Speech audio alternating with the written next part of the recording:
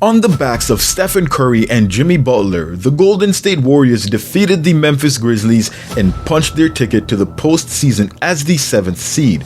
Jonathan Kaminga gets his second DNP in as many games in the two biggest matchups of the regular season, and the Warriors are up against the Houston Rockets in a series that's sure to spark a ton of rivalry. Hey, what's happening, everyone? This is Switch Culture.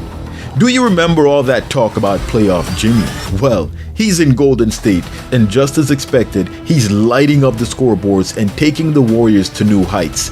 In back-to-back 30-point games alongside Stephen Curry, Batman's Robin, I get to play Robin, that's my Batman, is doing exactly what the Warriors signed him up for. Plan B, pinpoint and eliminate the Houston YNs like an underdeveloped feat.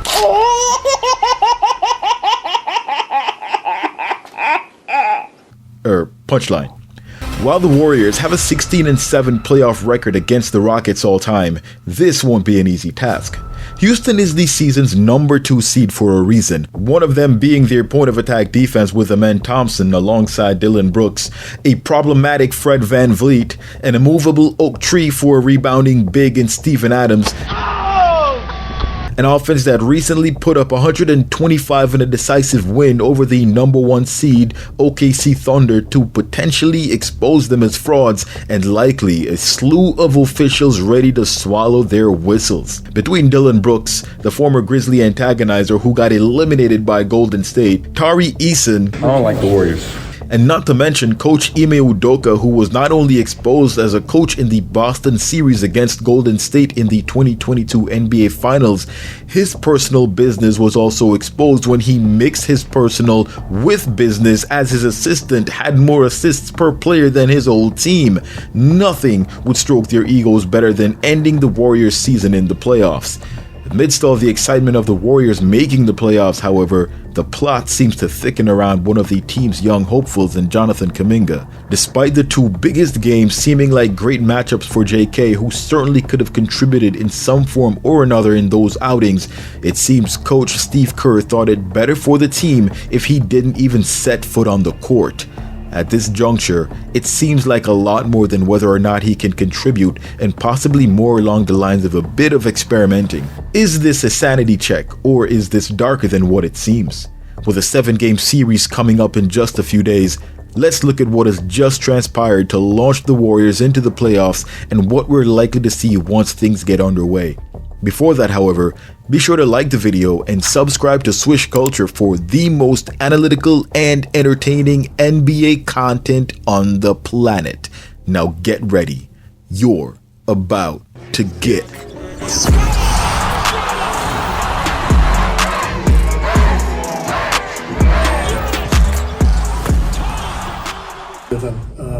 We were in a better place, I think, a few weeks ago. We were playing with more rhythm, more flow, more two-way connection, and we have to get back to that. The last couple weeks have been a little choppy. The two biggest Warriors games of the season, and Jonathan Kaminga wasn't invited.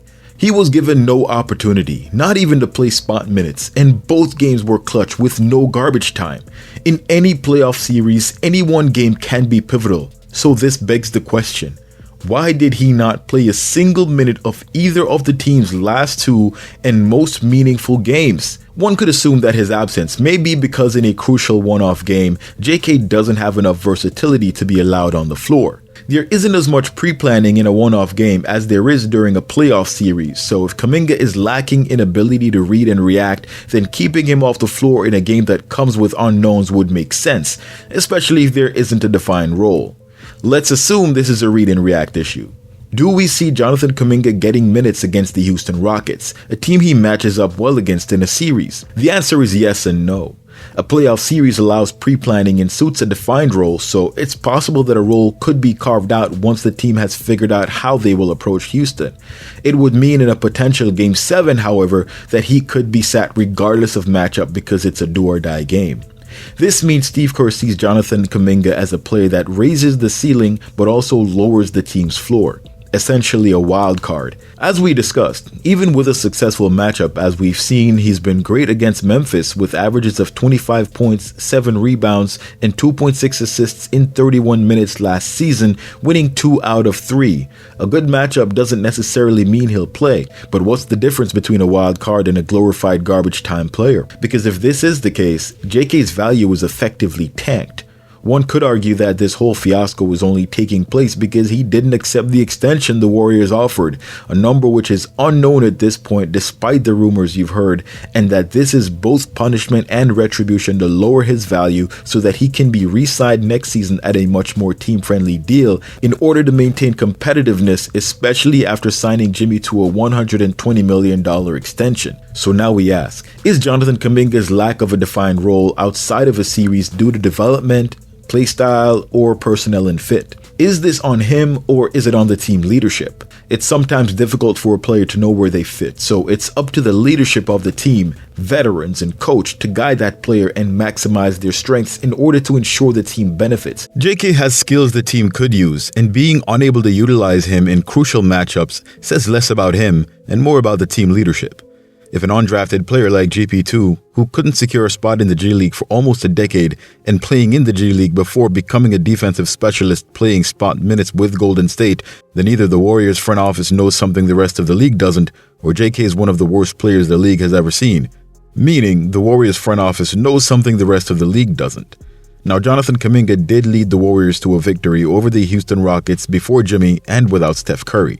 As a matter of fact, in the first 3 games of the season before All-Star break, Jonathan Kaminga averaged 25 points, 7 rebounds, and 1.3 assists in 32 minutes on 60% true shooting and a +9 overall across the 3 outings, winning 2 out of the 3 and losing the third by 1 point due to controversial free throws in the last few seconds.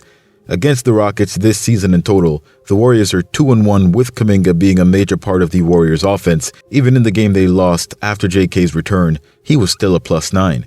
So now we're seeing a picture of just those instances and situations where he'd be a great advantage to the team and that he'd be a go-to for the Warriors in this series. Basically, the JK offense works against the Rockets, and without him, the Warriors struggle. Either he gets minutes or this is a 7-game series, or worst case scenario, the Rockets win. While we can't outright predict what Steve Kerr will do in terms of JK's playing time when they face the Rockets, we do know Steve Kerr likes to play matchups in odd instances. For example, leaving your third best scorer entirely out of your rotation. A dangerous gamble. The Warriors lost 1 and won 1. While the team made the playoffs, it's uncertain whether or not the gamble paid off, as we're still 50-50. Going forward, however, the difficult question then becomes, how do you get Jonathan Kaminga, who's in a contract year, to buy in on a team that doesn't trust him on the floor in a Game 7 unless this was, again, just a ploy to get him to sign on a lowball contract? One thing is certain, if it's a pivotal game and you are the 11th or 12th player, you can't reasonably be expected to get a large contract, much less get very far in the league on a winning team. So without Jonathan Kaminga, what strategy did the Warriors employ to beat the Grizzlies to get a playoff spot? It was a gamble. Steve Kerr said that the team was better a few weeks ago, and many took that as a slight at Jonathan Kaminga. By pulling JK out of the rotation, this confirmed what everyone thought. The team's been playing well without JK. Then he comes back and the team isn't playing well. With only that information, the simple solution would be to revert back on your latest variable. Steve Kerr is trying to see if fitting JK into the roster really throws off the entire team as a sanity check. I think. If the team starts winning again, then clearly that's the issue, and it has very little to do with what we've seen as a reduced strength of schedule in JK's absence. If you recall, in their last 17 games before Jimmy came along and subsequent to JK's injury, the Warriors had a 7-10 record. The 14 games prior, while JK was healthy, the Warriors went 6-8 for a better record, despite Steph Curry missing 3 of those games and only scoring 2 points in one of his worst games this season, which coincidentally came against the Memphis Grizzlies in a 50-point blowout. So if you take away Jimmy, this team is clearly better with Kaminga than without. You add Jimmy and take away Kaminga, the team is better than before, but in order to find the full potential of the team, you'll have to find a way for them to coexist. This is something which has yet to be figured out, and the Memphis game was an additional piece to this puzzle. This puts the Warriors in an awkward position. In order to get the win against Memphis, Jimmy had to play 40 minutes and Steph Curry 39.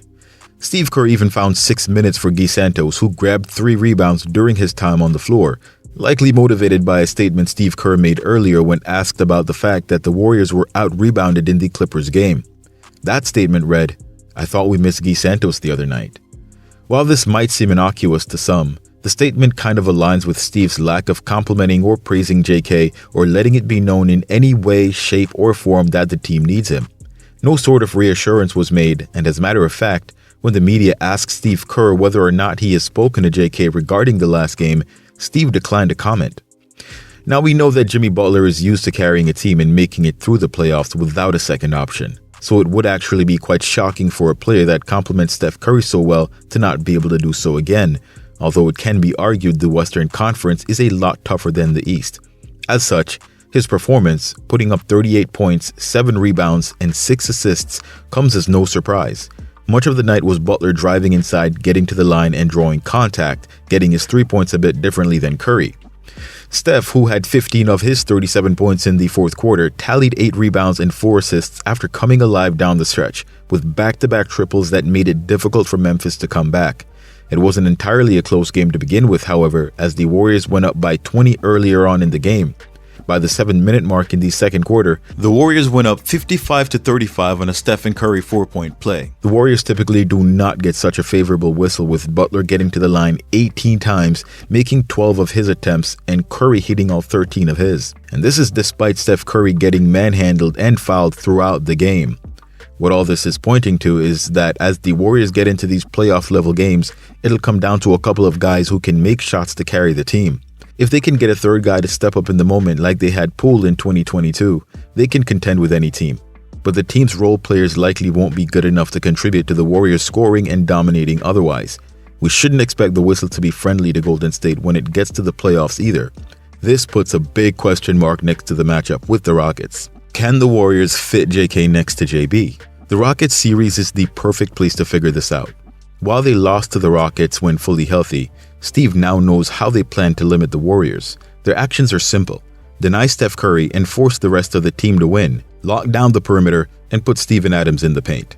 This strategy won't work nearly as well with an aggressive Jimmy Butler. In the last game, which the Warriors lost, with Steph Curry taken out of the play, Steve deployed an offense around Jimmy Butler and role players. The problem with that was the role players weren't and still aren't capable of playing off Jimmy the same way they played off Steph Curry. With Steph, they are able to run their fluid motion and get spacing off their shots. With Jimmy, it's more of a slow, deliberate pace that involves cutting at the right time or a drive and kick, emphasized when Jimmy yelled at Santos to stay in the corner. That's simply the way he plays, which can be counter to some of the Warrior moves, such as the screen and roll action with Draymond hitting the guy in the dunker spot, something we see Jonathan Kaminga often do. Jimmy will stick in the corner for the kickout. Either way, the major problem with this is that Jimmy wasn't even looking to score. The Warriors don't have a guy like Prime Clay who's just a knockdown catch-and-shoot player. The closest they have is Buddy Hield, and if Buddy's missing wide-open looks, there doesn't leave much to the Warriors' offense. If Kerr runs this type of offense again, Hield will have to step up and be that guy in the Rockets series, and even then, I'm not sure Udoka will relent on his suffocating defense on Steph Curry. This offense also placed JK as an off-ball complement to Butler in spot minutes. Those two descriptors essentially are designed to fail an individual like JK. Just like Poole, he's great with the ball in his hands, but he's also a rhythm player. This means you need to put the ball in his hands and play him a lot of minutes. Otherwise, he becomes less effective and inconsistent. A player type such as his needs to be able to have a high-level ability to facilitate and kick out to shooters, which it seems he'd been developing. However, the Warriors have lacked shooting, which didn't help. Regardless of this, however, if he did as Jimmy did, which is to essentially place his entire focus on getting the rest of the team involved instead of scoring, that would probably put him right alongside Jimmy in terms of value to the team. It also echoes what Jimmy said in a prior interview about wanting to prove yourself as a young player in the league, and that he was once in that same position. Until he's capable of doing that, however, it means Kaminga's great next to a player like Stephen Curry and could be better, but not so great alongside a player like Jimmy. So now that Jimmy showed he can win with his teammates, he's now going to the basket and getting his. The Rockets' defense won't be as effective, and the combination of Steph and Jimmy will be quite lethal. Considering Jimmy played 48 minutes against the Clippers, a game that went to overtime, and 40 minutes against the Grizzlies, this doesn't leave much room for Jonathan Kaminga. Unless this changes and Steve Kerr can find a way to play an athletic finisher like Kaminga off ball with a player like Jimmy who's used to kicking the three-point shooters, the Warriors cannot realize their full potential. The series with the Rockets will make this determination. If it doesn't work, the Warriors will be left with a choice. Do they move forward with Butler, a proven player with Curry, or do they shirk the Butler and play Kaminga? Someone always said, let's not cross a bridge until we get to it. So this kind of plays in the Warriors' favor. This is as good as the team is going to get. They need to see if they can win a chip with Steph Curry and Jimmy Butler getting as green a light with as much help as possible. The MO would be to let the Jimmy Curry duo play out, and if they win the chip, they let Kaminga walk in the offseason or maybe trade him in the middle of next season. Whichever team trades for him would have to foot the majority of the bill for his new contract, allowing the Warriors to escape some luxury taxes on a team that doesn't need a second, younger, and more athletic Jimmy Butler. They'd showcase him by giving him a ton of minutes off the bench next season in order to maximize his value by the halfway point. This would allow the Warriors to increase their salary cap room to reduce penalties on paying Jimmy. Now, if things go the other way and they don't win with Jimmy and Steph, they let Jimmy go to a new team and sign JK for half of what they signed Jimmy for. The Warriors can match any offer he gets in free agency, but the max he would qualify for at 5 years, $224 million is still less than the yearly cost of Jimmy. Not to mention, JK has a lot more years ahead of him. Considering how much lower JK's value would be at that point, the Warriors' rumored $30 million a year offer might look like a steal for JK's camp in the offseason. So win or lose, the Warriors have contingencies. The last point, however, what if it stops somewhere in the middle? What if the Warriors make the finals, but they don't win? Could they still trade Jimmy? Good question. I'll leave it up to you guys to let me know in the comments. In hindsight, trading Kaminga for Cam Johnson might have been the better choice to maximize what they could get from Jimmy. However, they've allowed Moody to step into that role and provide a level of defense you wouldn't get from Cam while still having a player that can hit threes at a high clip. They could still potentially make that trade this offseason. However, who they move will largely depend on how things play out in the playoffs. There's a lot more pressure to win with Jimmy than there is to win with Kaminga. I'm sure some of you guys out there are better at this than I am, so let me know your thoughts. Should they play Butler 40 minutes a night alongside Curry, or are they risking injury? What role should JK play going forward? Do you think he's already checked out, or do you think the Warriors will try to sweeten things up with a nice contract offer if they don't make it to the finals with Jimmy? Post your thoughts in the comments below. Before that, however, be sure to like the video, subscribe to the channel, and turn on all your notifications so you don't miss any of my latest uploads. Thanks for watching. Till next time, swish!